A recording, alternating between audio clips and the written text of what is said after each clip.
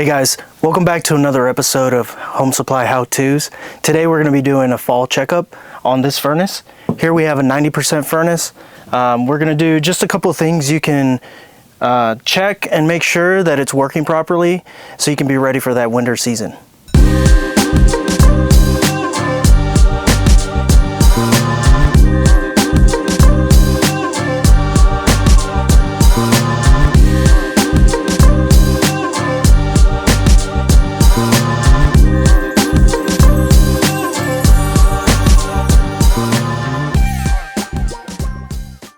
Alright guys, so the first thing we want to do is make sure that our power is off. There is usually a switch. In this case it's right here, right next to the unit. And you can also confirm it because there's a light right here for your circuit board. And just make sure that that is off. Also, as soon as you take off this panel, what you're going to find is there's a door switch. And just make sure that it's not taped up. Here's our door switch. This one is connected, and whenever you take the panel off, it shuts power off. Also, here's your circuit board. There's usually an LED light that'll be flashing if you still have power. In this case, because the switch is open, there's no more power here. Also, you have the blower motor in here. And this is a 90% furnace. So we can actually see here we have some rust going on, almost like we've had some kind of clogging issue happening for this flue pipe. But what we want to do is we want to make sure none of our wires are frayed, falling apart, or disconnected, or even burns or melted. Right here is where our burners are. We have our gas valve, we have our inducer, and our pressure switch, and we'll go over the step-by-steps on what the function is for each one in a different video. But for today, we're just going to make sure that everything is working properly. A big indicator is this flame sensor here, and I'll show you a close-up in a little bit. But this flame sensor does have a little bit of corrosion, and that's one of the main things that causes your furnace to not kick on. Is the corrosion on that flame sensor will prevent the flame from actually sending the signal through, telling the circuit board that we have a flame. And so we'll go over that. We'll take it off, and it's usually a 1/4 inch screw. Just take a little bit of technique to remove it. And here, I'll show you a close-up, but here we do have some corrosion. It's a little bit dark, and so we'll take our steel wool here and we will clean this off.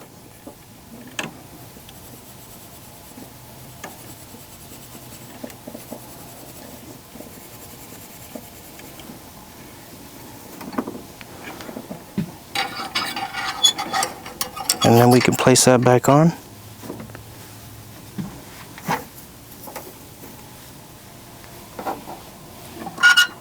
I lost my screen.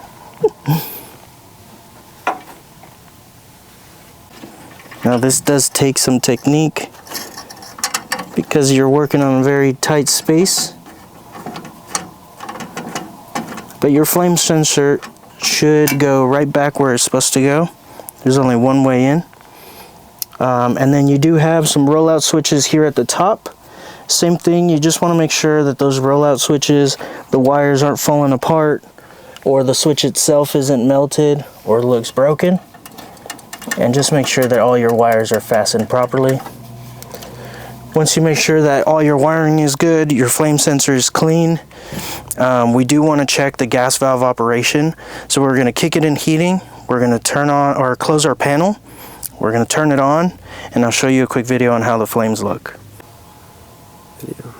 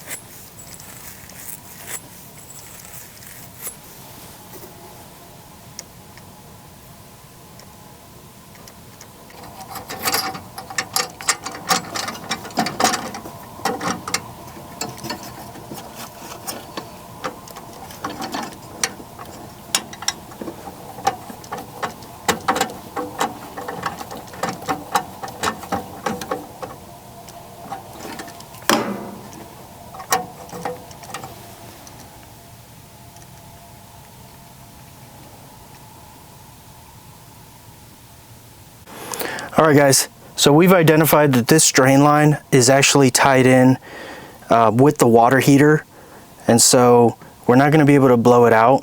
But what we have done is we've created a mixture, 3-to-1 vinegar and water, and this will help keep that drain line clean.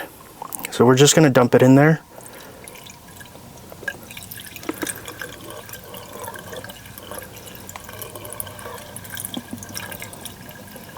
And I can hear it flowing. This particular one is clear, but that's just going to help keep that drain line clean. And so we're going to leave it at that. If you do need to get this clear, like I said, you can use a gallo gun like this. It comes with a CO2 cartridge, and you can blow that out through here.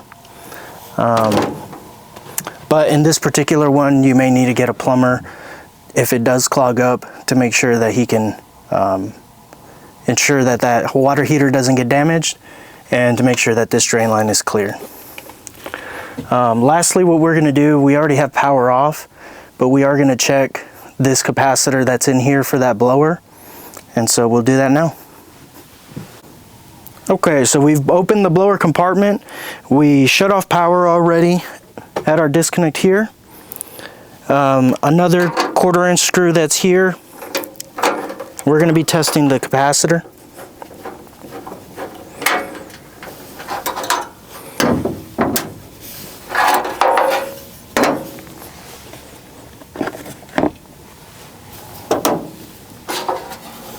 So you want to get yourself some needle nose.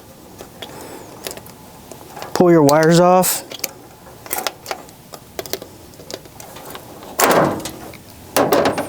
And this one's rated for a 7.5. And we're going to test that with our multimeter.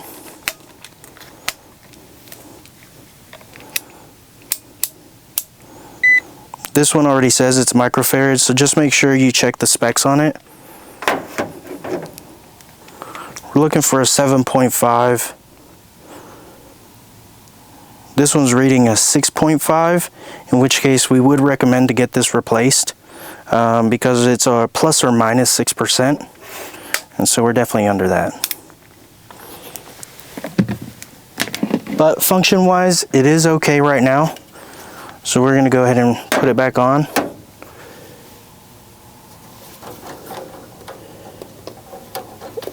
And we'll get that replaced once we get a new one. One wire goes on one side, the other wire goes on the other side.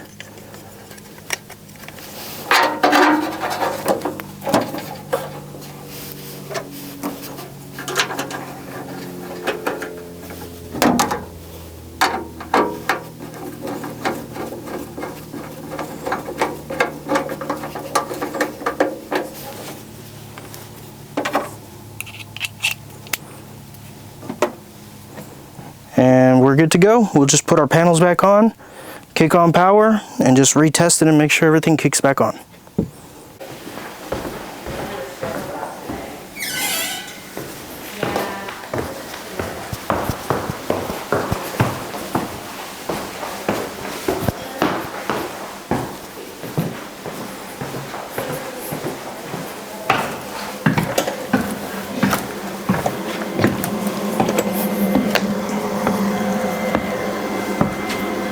It's already kicking on.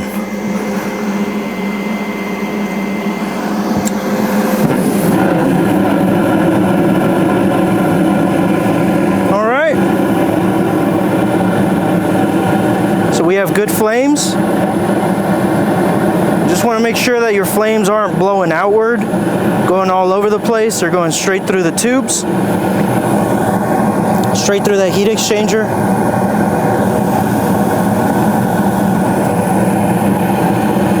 We're just waiting for the fan motor to kick on. Once that heat exchanger warms up, give it about 60 seconds, your fan should kick on.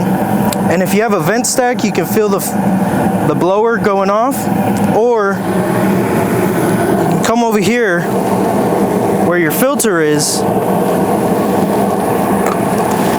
and it'll give you a good chance to check your filter as well.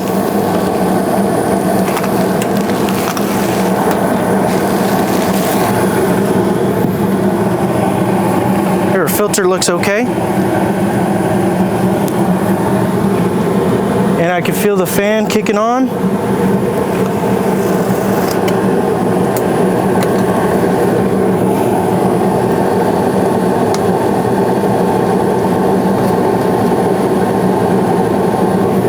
Now, because we have a 90% furnace with this PVC piping, it does condensate and it creates moisture here, and that drains into, in this case, a master bathroom.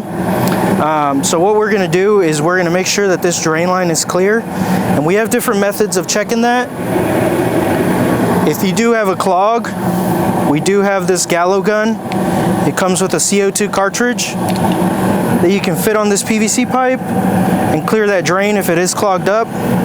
But just keep in mind that you do have an extra draining right here, so we do have to cover this up, or we cover this side up, and then we force the air down through the master bathroom. You also want to make sure that your master bathroom sink is covered up to avoid anything from blasting out through the sink. Alright guys, just to recap, we've already got power back on. We've kicked the thermostat back into heating. Everything is kicking on. We're just waiting on the blower to kick on. Make sure it's nice and warm. And so, to recap, we want to make sure our wiring is okay. Nothing's melted, nothing's frayed, nothing's falling apart. That flame sensor, make sure it's nice and clean. That capacitor, make sure it's in the right rating or specs. In this case, we're going to replace this one. Your drains, you want to make sure that your drains are clear, and you can mix it with that solution of vinegar and water. And lastly, you want to make sure that your filter is nice and clean. In this case, it is clean, and we'll double check it one more time just to make sure.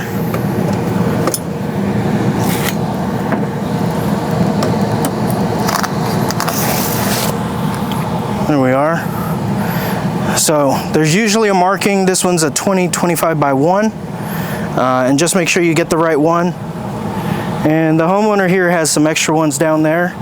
We're gonna leave this one as is because this one is okay. It was just recently replaced.